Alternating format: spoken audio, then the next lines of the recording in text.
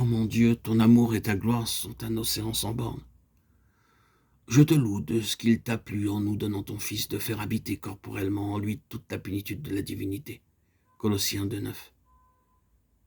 Afin qu'en lui nous puissions voir sa plénitude dans la faiblesse de la vie humaine.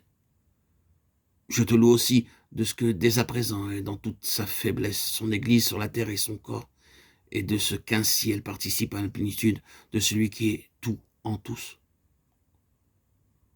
Oh oui, je te loue, Seigneur, Roi des rois.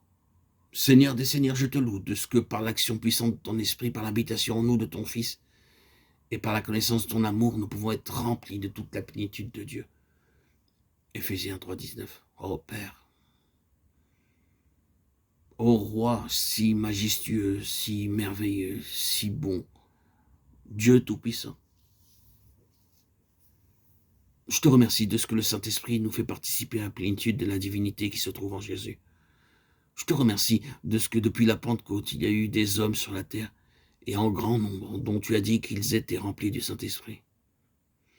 Oh mon Dieu, Roi des rois, Seigneur des seigneurs, moi aussi, remplis-moi de ton esprit, qu'il prenne possession de ma vie intime, et qu'il y demeure.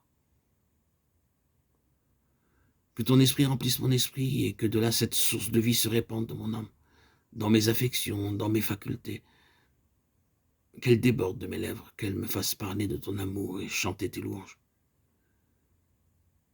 Que par l'action vivifiante et sanctifiante de l'esprit, mon corps aussi devienne ton temple et soit rempli de vie divine. Oh Seigneur, mon Dieu, je crois que tu m'entends. Tu m'as donné ce que je te demande. Là, je le reçois. Oh, daigne amener ton Église à chercher et trouver cette effusion d'esprit, à la recevoir et à l'éprouver. Seigneur Jésus, notre Roi glorifié, daigne remplir ton Église du Saint-Esprit.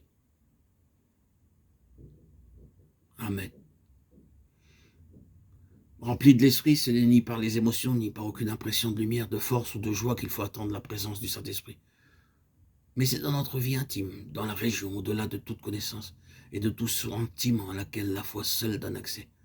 Là où l'essence même de notre être existe et possède l'Esprit avant que nous le sachions et le sentions.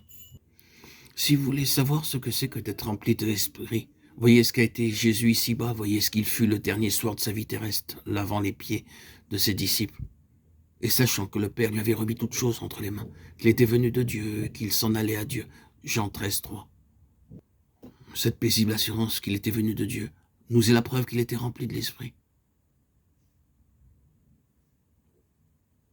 Cherchez de même à l'être aussi, et autant voulu l'Esprit manifestera sa présence en vous, vous rendant fidèle à rendre témoignage, facilitant vos rapports avec les croyants, vous stimulant à sauver les perdus. Amen.